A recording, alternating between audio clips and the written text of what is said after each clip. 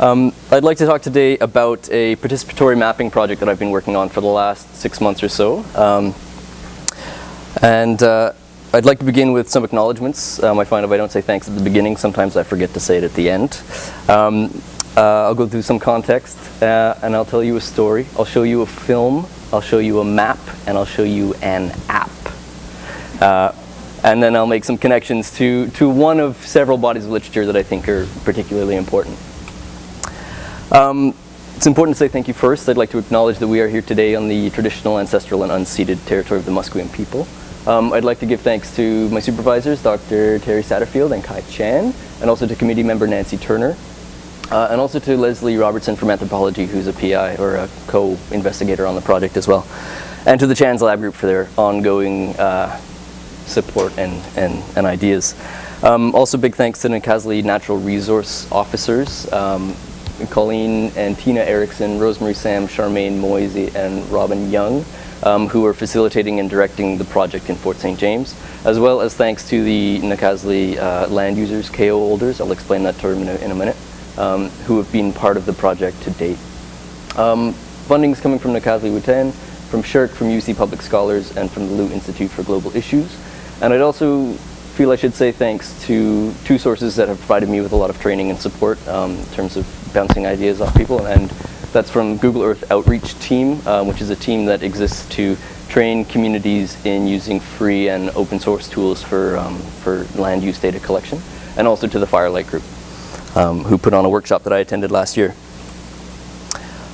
This research has two premises, and I'll lay them out here. I think they'll be quite familiar to most. The first is that land use change continues to have profound impacts on Indigenous peoples across the globe, particularly those whose worlds have been shaped by a history of intimate knowledge of the land on which their physical and cultural vibrancy and survival depend.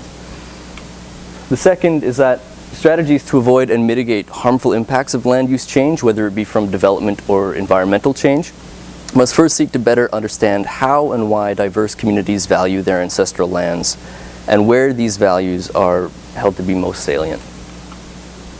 The research is guided by two questions. The first is, how are Indigenous landscapes characterized and represented in environmental decision making?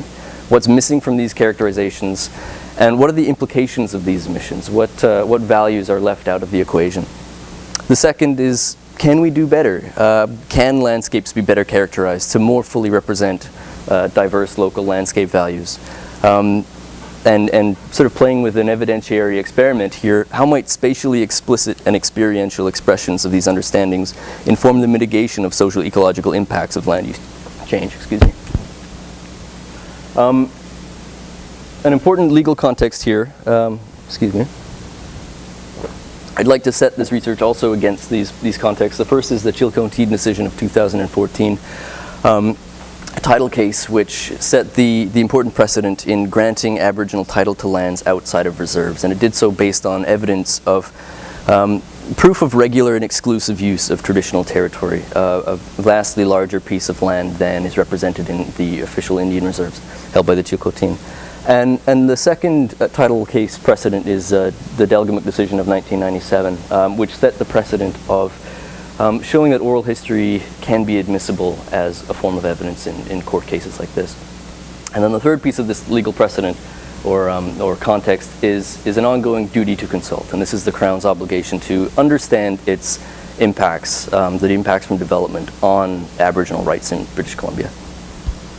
And I think the precedent here is that there are new venues and new legal opportunities for Aboriginal people to assert sovereignty over their ancestral lands, and also new opportunities for collecting data in ways that are culturally more appropriate, let's say.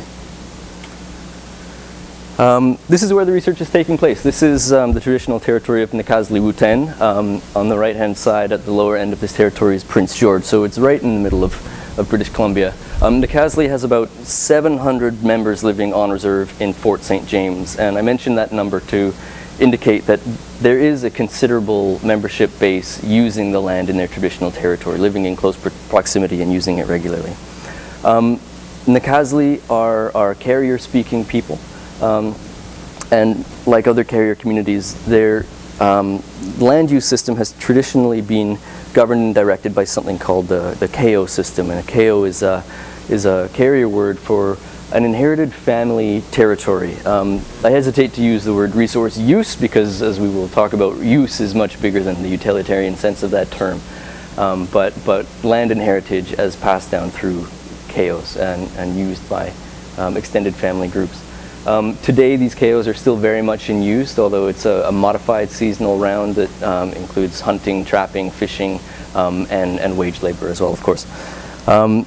Another important cultural structure is the balat system, or a modified potlatch system, which serves many cultural purposes, social purposes, but importantly was a venue, and still is a venue, for collective decision making about land use among neighboring KO holders throughout the territory.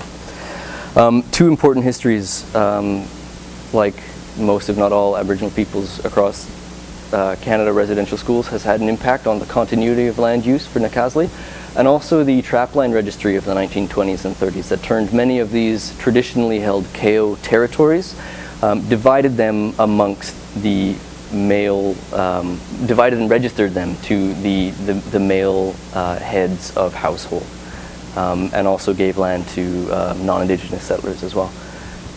Importantly, today Nacazli's Natural Resources Office has 500 industry referrals a year, and 80% of those are related to forestry. And this is, sorry, just moving from this outline of the traditional territory broadly, this is an example of how traplines have divided what was once a more broadly held ancestral territory. So I'd like to tell you a story, and by story I mean really just a recounting of a couple of days spent in the field. I just got back from a couple of weeks up in the north, and I'm going to show you a little film, and by film I mean a vignette, a sort of a montage of experiences relating to how and why Nacazli people use the land. This doesn't have any sound, by the way. Oh, it does have sound. Okay. So midway through my stay in Fort St. James, I was invited to go moose hunting with an elder named Peter, a trapline holder in his 70s, and his brother Paul, who's in his 60s. I was driven 50 kilometers out of town and dropped off at the cabin, where Peter and Paul were peeling lodgepole pine in the pouring rain to make the supports for a new woodshed. While we worked, I learned that Peter had been a guide outfitter for most of his life and had spent most of his time on the trapline. How do I make this quieter? Sorry guys.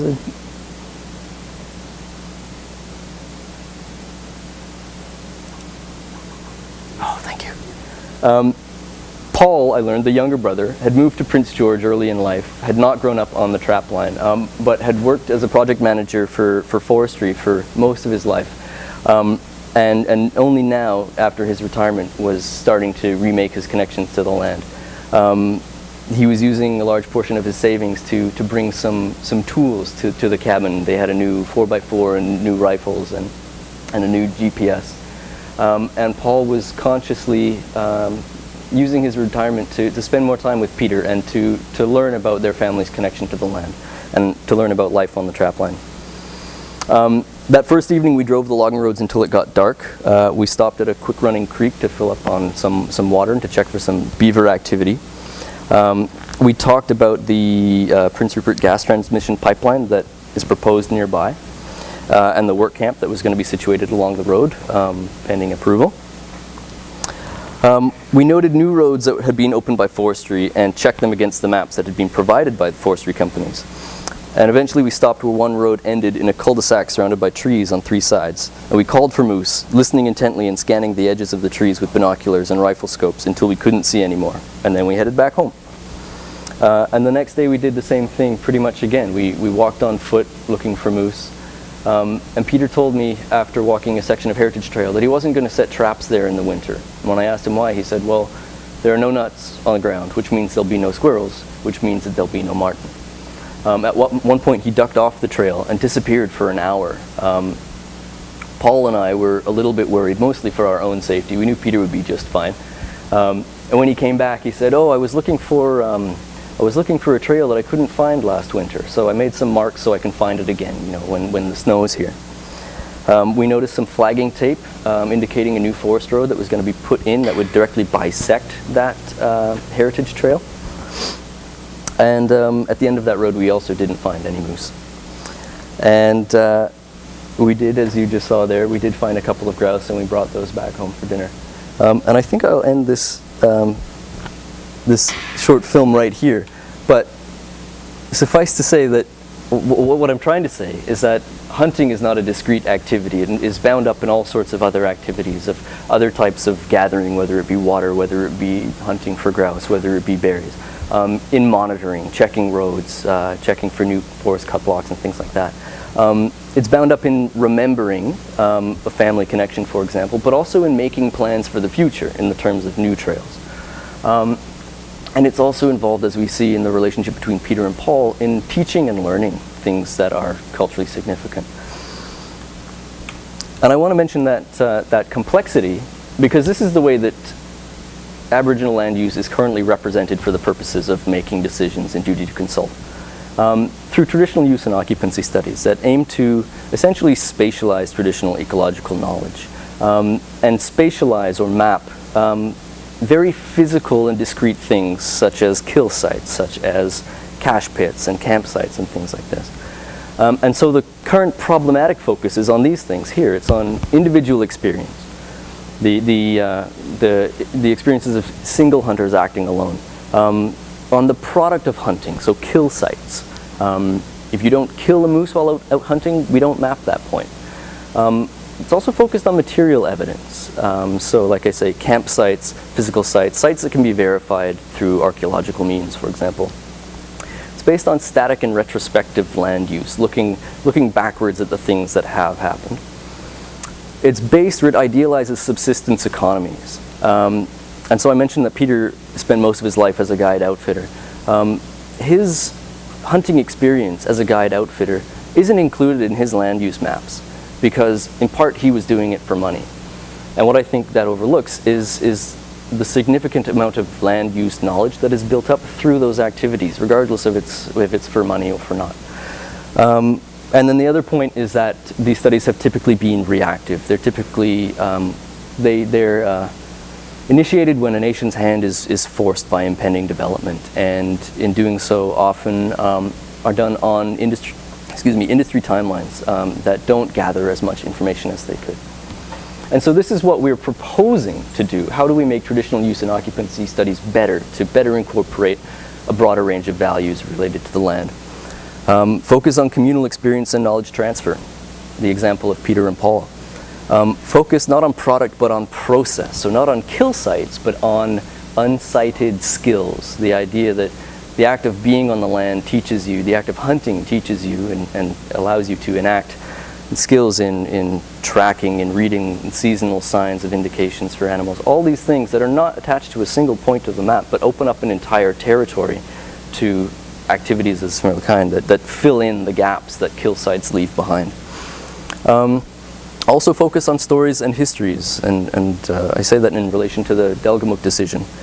Rather than being retrospective, talk about continuing and desired land use. Recognize that as people like Paul come back to use the land, they have plans, they have rights to, for example, build more cabins for themselves and also for their nephews, children, etc.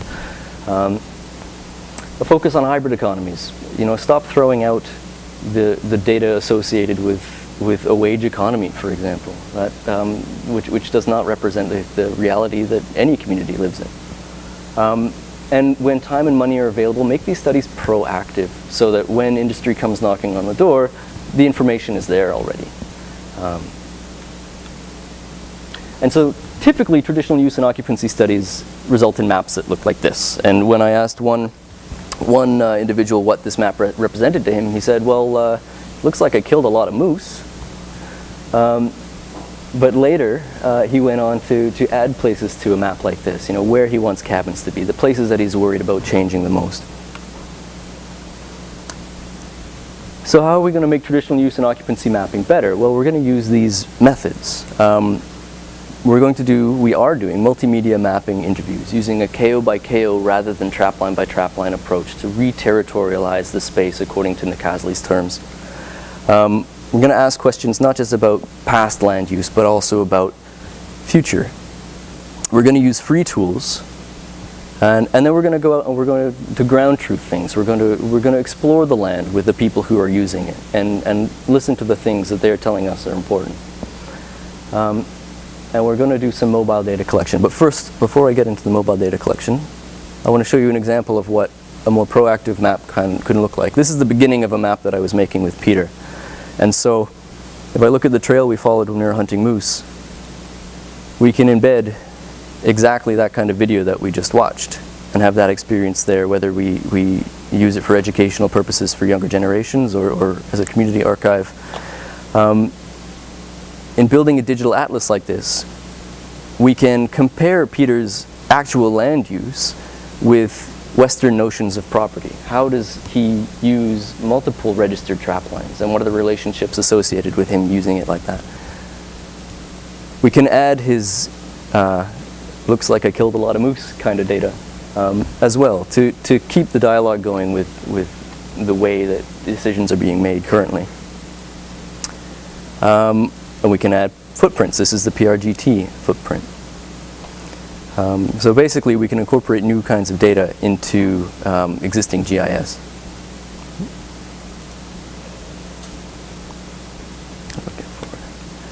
I spoke about remote data collection. One of the needs that arose at the Natural Resource Office, or that was articulated to us when I was there, was the need for managers and trapline users to record and report and map the things they saw, whether it be traditional use and occupancy data in the current sense or other concerns and elements of land use. So we've built something that we're calling the KO monitor, which works on any cell phone or any tablet that you can take into the field with you and mark observations as you see them. We can use the example of mark animals. And the idea here is to use a sort of a push button format to make data collection as easy as possible, to ease the burden of response, I guess, to take it off the officers in the land use office.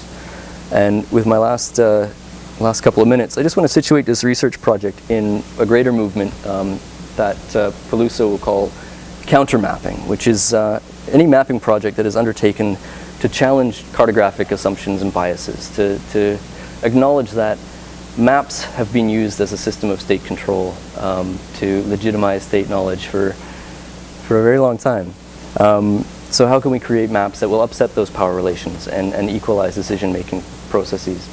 And some of the principles I think that this project in particular embodies are that it emphasizes local categories of significance. It emphasizes local voice. In Peter and Paul telling, we didn't hear them, but and ways of knowing. It uses accessible and free technology to extend land use, and by extend I mean counter to arguments that things like 4x4s and GPS are diluting indigenous land use, that they actually extend the relationship to the land technology.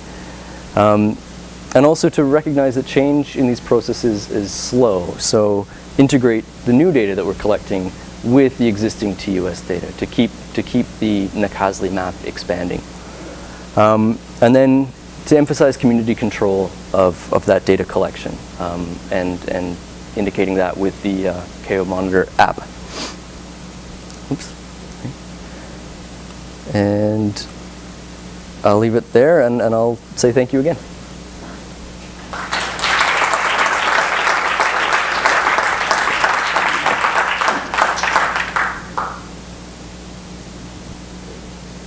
Any question?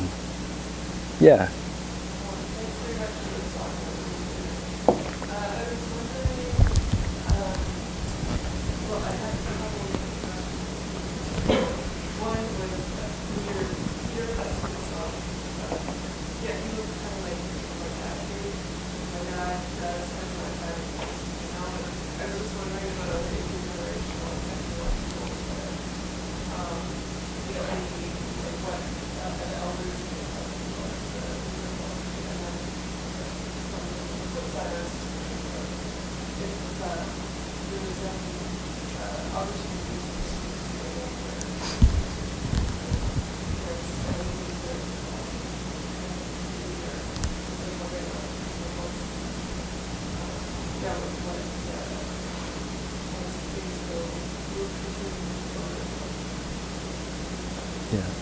Yeah, good questions. The first question was about technology use amongst land users, and it's surprisingly very high. That was a concern that I had right off the bat with starting to design something that had to exist on a dedicated device. And when we demoed the monitor for one of the resource managers, she got really excited, and she listed a whole bunch of elders who were attached to their iPhones all the time when they were in town. So it seems like that uptake won't be a problem.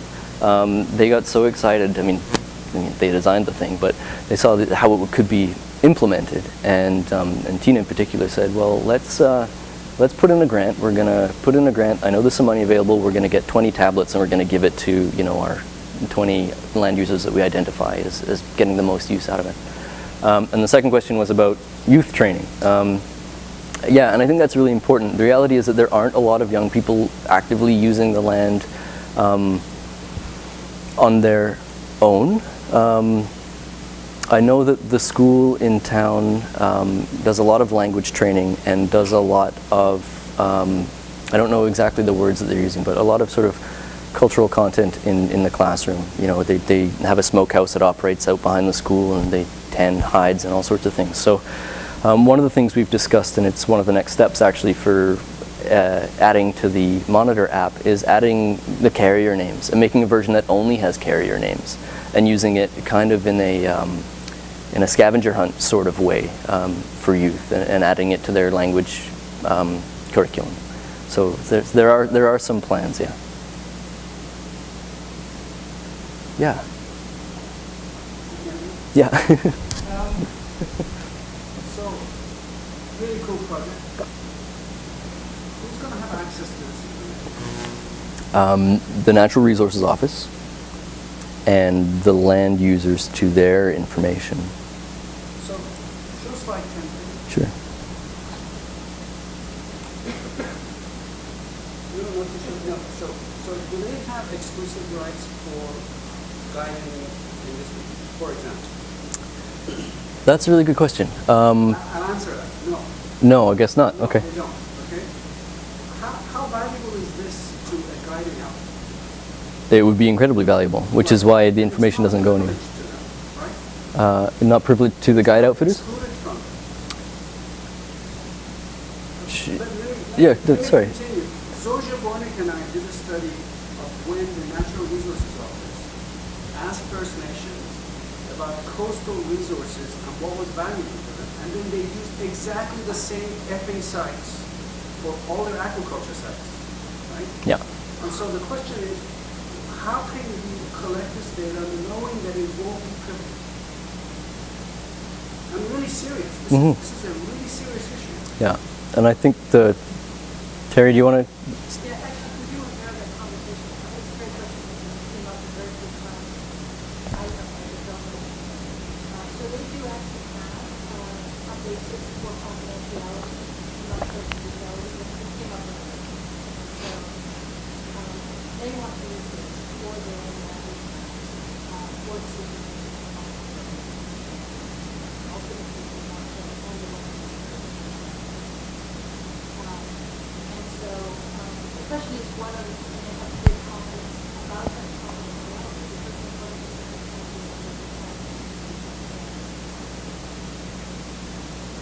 I think if we interviewed the coastal communities on Vancouver Island at the time at which they were revealing all the information about the broken off development and so on, they would have the same category. Yeah, but that was collected as privileged data to protect their coastal resources. yeah, and that changing policy has come as a function of those. So there are also protocols that are in place now on coastal shore. Could it be done next? Sure, but it's an actual resource office as well.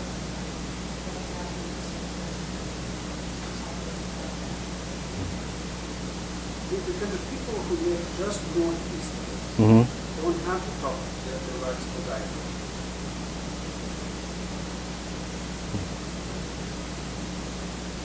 I mean, it's an issue that also came up in other projects that have come up.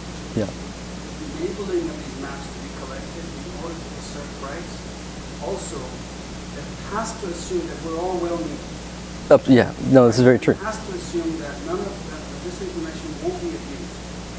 And unfortunately, my experience of the world is that that is a little bit too obvious. Yeah. No, and you're absolutely right. You know, I believe you when you say that other communities have had bad experiences with this. I think I take confidence in knowing that this data is, I mean, aside from what you see here, is controlled by Nacasli locally in their office and is used selectively for referrals. You know, that's, I have to trust that, and ooh. I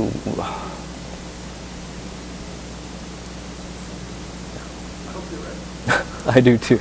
Thank you. Johnny?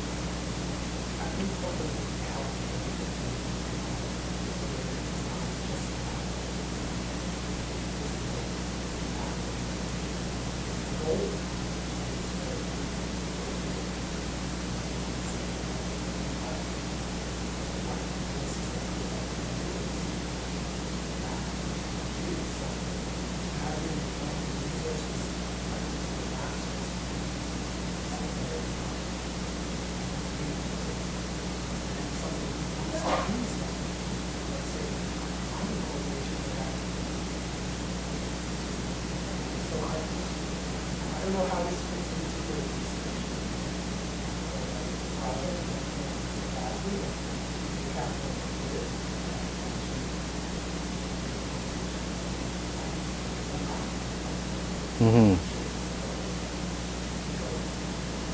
Yeah, and those are the exact purposes that the project was conceived by Nacasli. I should mention that Nacasli invited us to come up and do this research with that intention exactly. Yeah. Kai?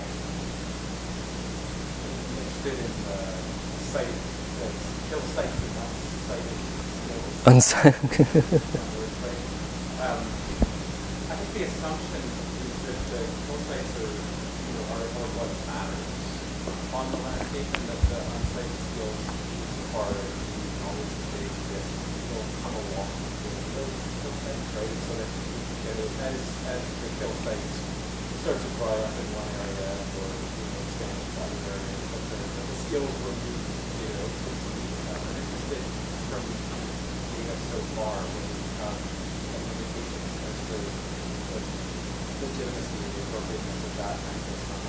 So whether the unsighted skills, in some cases that are applied in places or in kinds of places, or okay, it won't be just ride along this destination. Yeah, one of that's a really good question, and I hope I understand it correctly, but one of the things that I have trouble with is that the unsighted skills become sighted when you attach them to a kill site. And I think that view of kill sites is a very retrospective interpretation of land use. And yeah, certainly there are, as I think it came up in when I talked about this in our lab meeting a couple of weeks ago, the idea of presence and absence is an important monitoring tool as well. But I think what this retrospective kill sites focus does is it kind of closes the rest of the territory to, it kind of assumes that hunters are not going to go and find new places regardless of how old they are. People are exploring new territory all the time.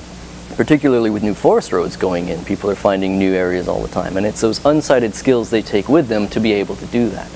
So as a re-territorializing tool, I think unsighted skills are an essential thing to recognize and not map. I mean, they're unsighted, so how do we map them? But I don't know, did I touch on the point there? Okay. Yeah.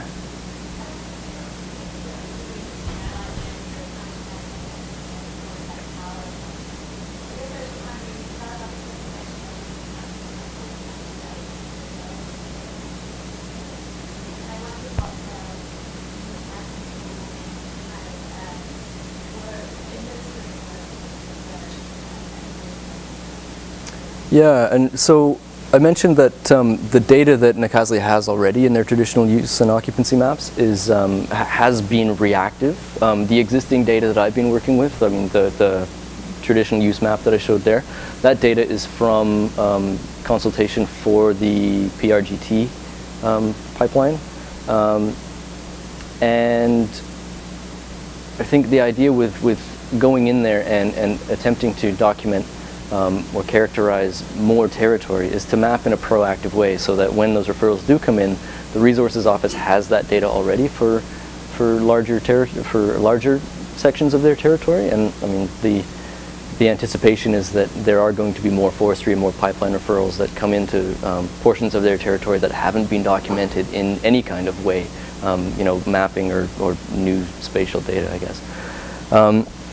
I hope that part of that process will be streamlined a little bit through the ongoing data collection we can do through the monitoring app. That has been something that has slowed down or made the process really cumbersome, at least in talking with the referrals liaison at the office. The idea that every referral requires a number of site visits, as perhaps it should, but if some of that data could be provided or collected beforehand by land users who are out there all the time anyway with devices, I think that would really ease that burden of proof. Terry. I'm going back to some more together. I'm not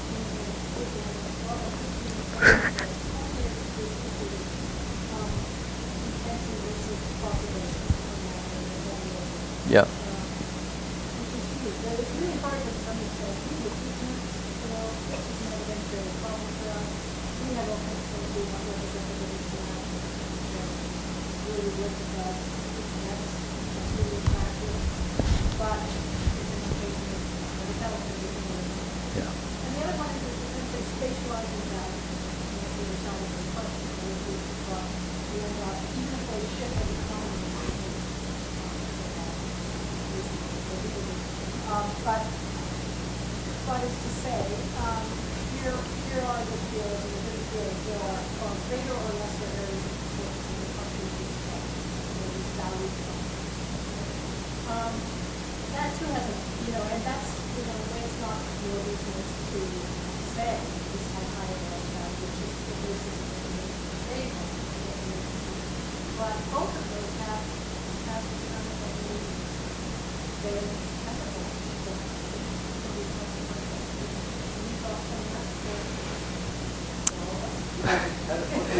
Yes, please. I want to add a footnote to that.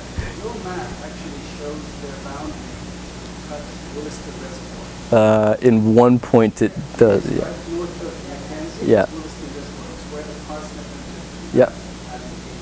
whatever coming together to make the piece. And that is one of the biggest areas of land exchange experienced in British Columbia for the last half century. Yeah. Right? And so how did their values shift in response to that inundation? Yeah, that's a really good question. I don't know the answer to that in particular, but in regards to the ethical consequence, I think this, in regards to Terry's ethical dilemma, and I absolutely do not have an answer, but to take it back to the rights and title issue, the hope is that Nacasli will exercise control over its resources for, non-extractive or extractive purposes, as should be their right through title. And so, using this information internally, I think, articulates logics for allowing activity in some areas and not in others. And as you said, that's Nacasli business. I think anybody who's worked in indigenous communities, and Jeff, you touched on this as well, has experienced or been privy to some internal politics, and even within communities, this sort of data collection can be used for purposes that members within the community don't approve of. And I think, I don't have a clean solution to that either. I think it is always going to be a concern and something not to worry about, but to be aware of.